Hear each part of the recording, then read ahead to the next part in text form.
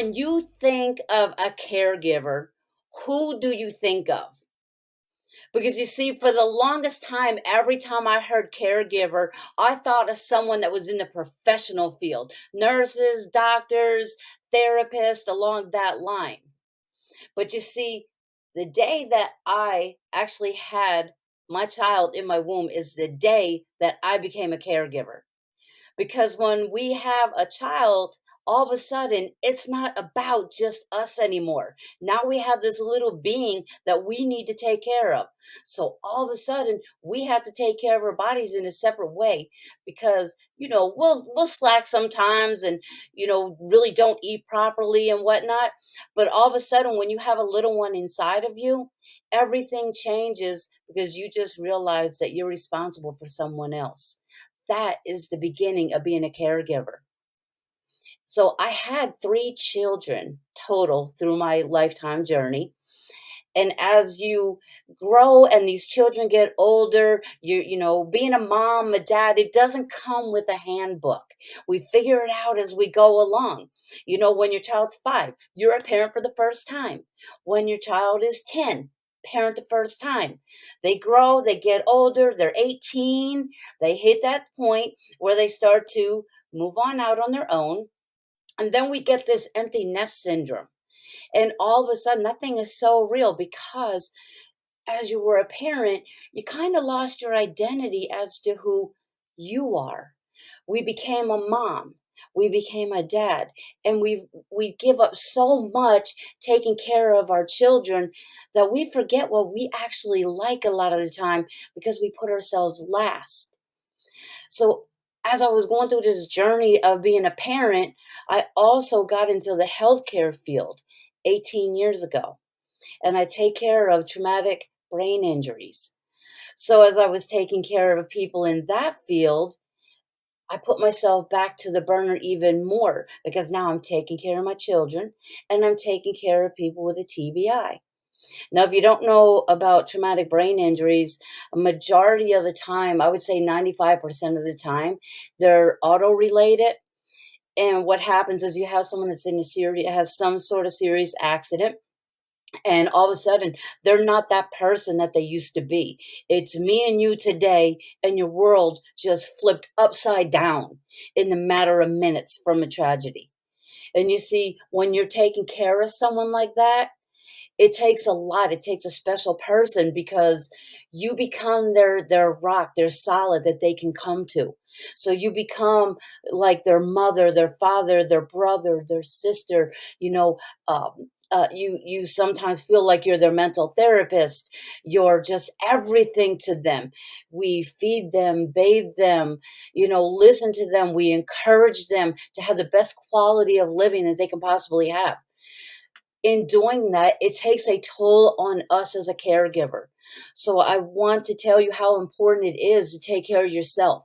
When you leave for work that day, we carry it home. As much as people say don't carry your workload home, we do because we care that much. So you have to find a balance to let it go so you come home and do something to take care of yourself. I don't care if you go for a manicure, a pedicure, go see a movie, read a book. Take some time out for you. And the same thing with being a parent. It's still important to take time for you. And also with being a caregiver, it doesn't come in that form. Also, there are people that have children with disabilities. We have parents that wind up with dementia and all kinds of health issues, and then you become a caregiver. So you see, there's so many forms of being a caregiver. But I also want to take you on a journey as a parent. Because you see, I used to tell my children as I was taking care of people with TBIs, kids think as a child, remember when you thought that you just were invincible? So as we are raising our children and they do all these little daredevil stunts, and I used to find myself telling my kids, oh my gosh, you're going to be the death of me yet, because they would scare me with some of the things that they would do. But you see, what I didn't account for as I was working in that field, and I used to tell them, "I'm not working in this field to know how to take care of one of you guys. I don't want this to happen to you. So you're scaring me with some of these things." So it was kind of that overprotective parent in that area for a very good reason, because I saw what can happen. But the day that I found myself in the hospital, because let me rewind a little bit. I was working for the weekend, and I had double shifts that I was working, and my daughter was not feeling well. So I thought that she just had the flu, because as a parent, as soon as a child gets a fever, we don't run them to the doctor right away. Doctors, that would drive them nuts if we went to the hospital every time our child has a fever. So I was monitoring her from home and calling constantly, checking on her. Well, Monday, I was only working 8 to 4, and I had told her, "Look, when I come home, everything that we're trying, it's not working, but if you still have a fever when I get home, we are gonna take you into the emergency room, because you probably just need a little help, an antibiotic, something that can help you get over this, whatever's going on." When I got home from work that day, I came into my room and she was sleeping in my bed. And I did like any mom does, and the old, we go up and we kiss their forehead to check their fever. Well, she was burning up, and I mean really burning up like she hadn't all weekend. And I was like, "No, no, no, baby, you are really burning up. We really need to take you in." So I put her shoes on for her. And as we stood up to get ready to go in, she fell back on my bed and she stopped breathing. And all of a sudden, even though I'm certified in CPR, when it came to my own, the panic and shock with that, it all went out the window. And I was like, "Oh my gosh." I was like, "Amanda," I was like, "breathe, just breathe." And because it scared me to no end. And she took this deep breath. And I was like, "Thank God she's breathing." And I called 911 immediately. 911 comes out, and she says, "I can't stand up, my leg." And it didn't make any sense as to why her leg would hurt, because she just fell back onto the bed, which was soft. So they get her on the stretcher and they take her out to the hospital. And I follow them out there. They go through their test. Well, she was diagnosed with viral meningitis. As a parent, I'm like, "Oh my gosh, what is viral meningitis? I'm a mom. I should know this thing, but I didn't." So they said, "Well, there are two kinds of meningitis. There's viral and there's bacterial. Bacterial is the one that's more dangerous, that can cause death. And viral, there's a cure. You can be okay. You walk away from that one. You get on an antibiotic."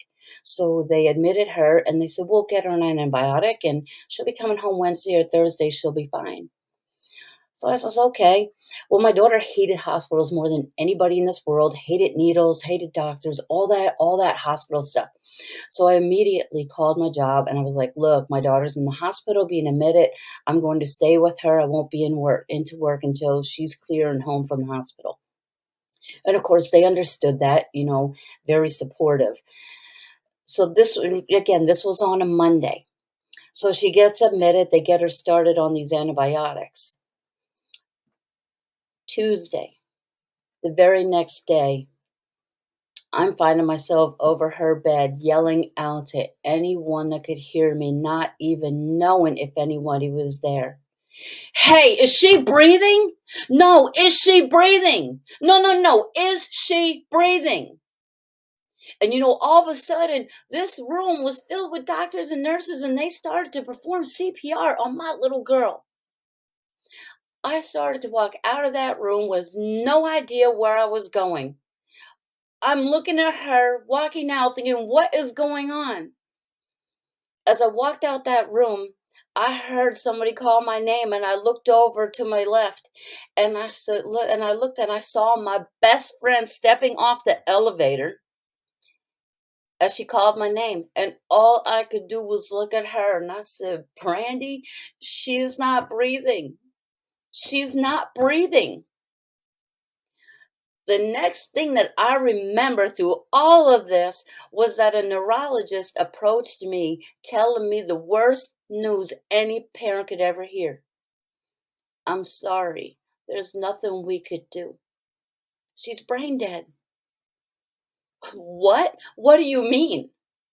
You see, I heard him, but I couldn't comprehend what he was saying because it was just too much. And he repeated it again. He said, "I'm sorry, there's nothing we could do. She's brain dead." There was so much pressure in her head that her stem collapsed. They medevaced her to another hospital. I was driven over there, and when I got there, she was in the ICU, and they had her hooked up to all these needles, all kinds of stuff. I remember seeing them, her hands, her feet, just everywhere on life support. They told us that we would have to decide what time to let her go. So now I also had to call my other 2 children. Actually, I had my best friend. I asked her to, "You have to go get my other kids." And I remember she said, "What do I tell them?" And I said, "You don't tell them anything, because if you tell them, all of you guys are gonna be a mess trying to get here." And it was hard because I can't imagine the ride of being woke up at 3 o'clock in the morning from my best friend, and she's bringing them to the hospital when they know that her sister's in the hospital. Well, it's only bad news at 3 a.m.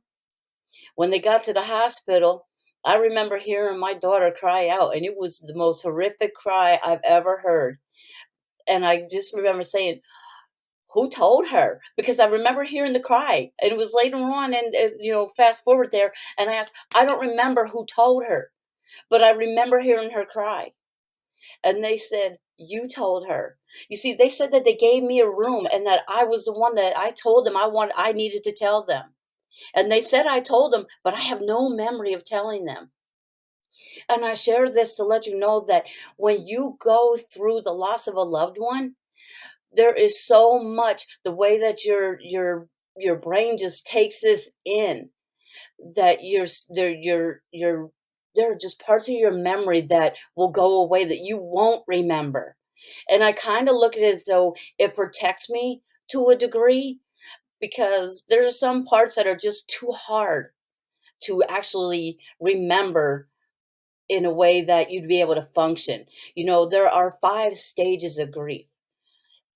And in those 5 stages, of course, before having to go through something like this, I didn't know anything about stages of grief. And I didn't even know there were any. And as I was looking them up, you have denial first. And that's where I was, denial, because your body goes into such a shock that you can't even comprehend that this is happening, that this is real. And after your denial, you have anger. You're just angry at everything and everybody, and sometimes we even get angry at God. And that's okay because he got some wide shoulders and he understands the process. And then we have bargaining, and there's depression, and there's acceptance. Now, out of these 5 different stages, I gave them in the order that they say that they are, but it doesn't necessarily mean that you'll go in that order as you go through the process. And you might be at stage 1 and get to stage 3 and revert back to stage 1 again. And that's okay, because you see, grief has no rules.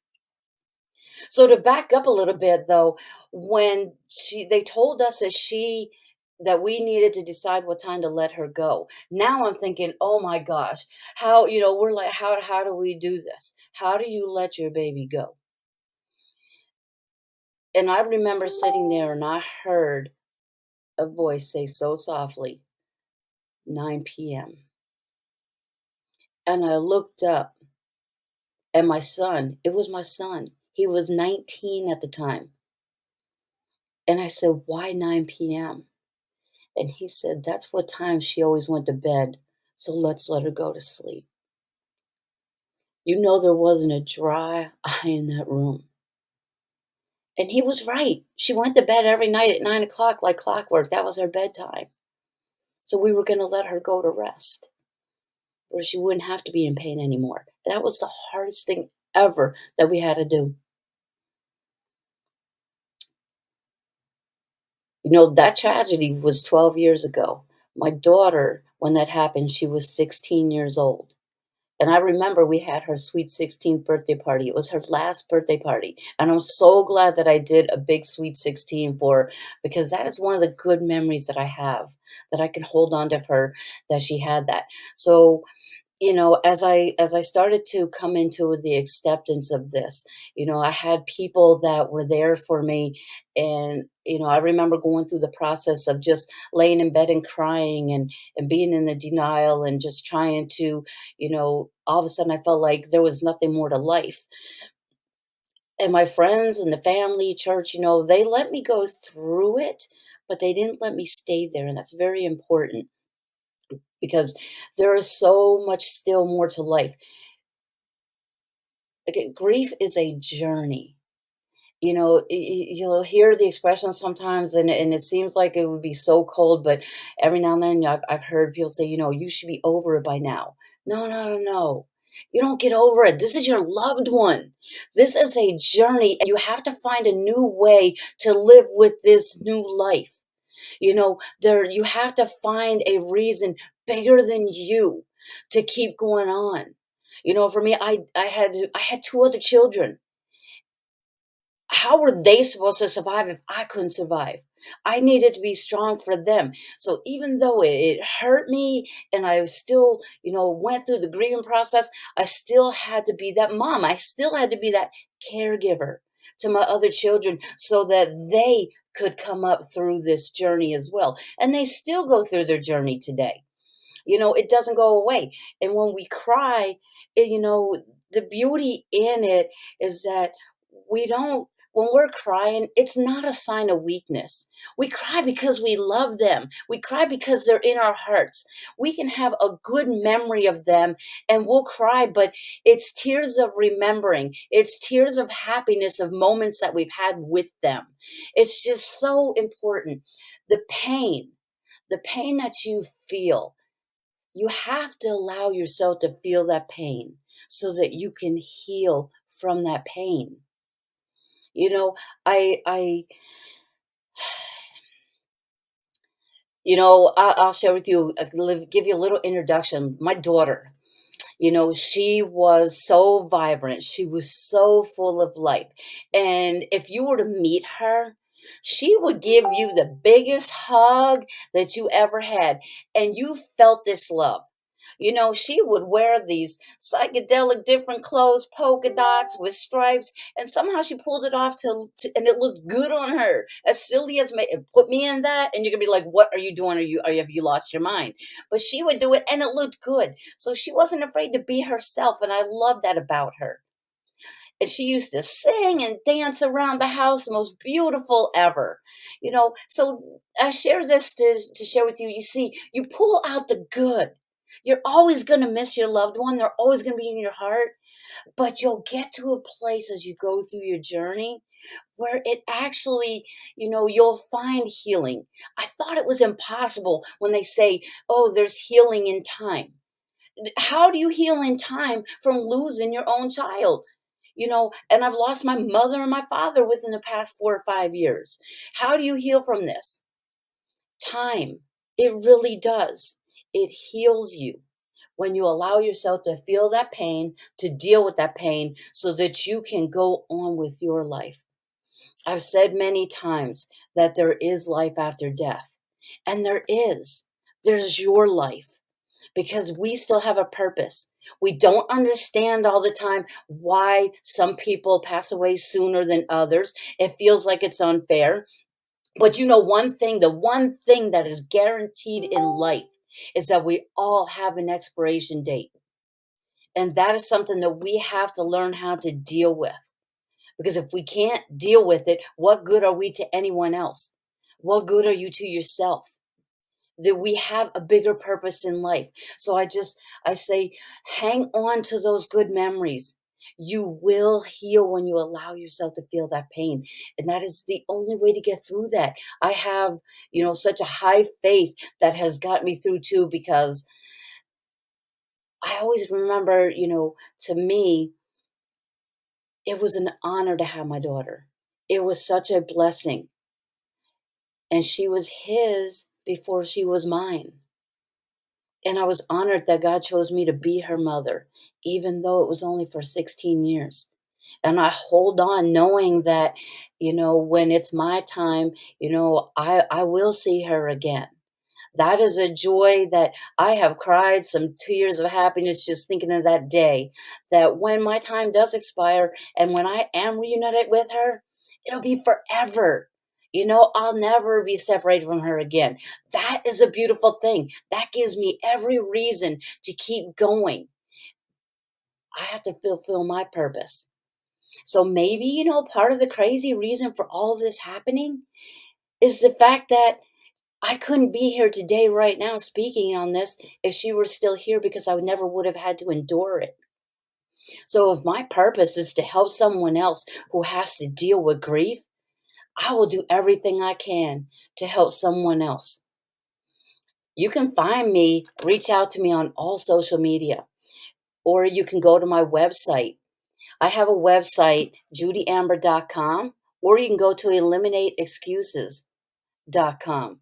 Because you see, in turn, I also like to talk about eliminating excuses because we make all kinds of excuses. But even the loss of a loved one, it's no excuse not to go on with our life. We have to keep this going on, be a support to each other. So, and it circles back now that after she's gone and it's been 12 years, now my youngest daughter is 27 and my son is 33, and they are doing very well. We love to talk about her, we share stories, and we laugh together now. I remember when we cried. I remember when we got angry and we got into little arguments with each other because we were all hurting. You have to understand that everybody hurts in the beginning of a loss. There's going to be things that are said. People, everyone deals differently with loss.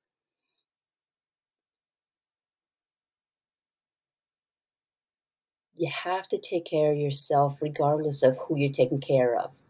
So I want to just leave you with this. Again, there is life after death. There's your life. Live it to the fullest and fulfill your purpose. It's been an honor and a pleasure to see you this morning. I'm so excited. We have so many more speakers, and they are going to pour their hearts and stories out to you to encourage you as well. Miss Sherelle, thank you so much. You are such a blessing to so many. Thank you, Judy. Wow. Thank you, thank you, thank you.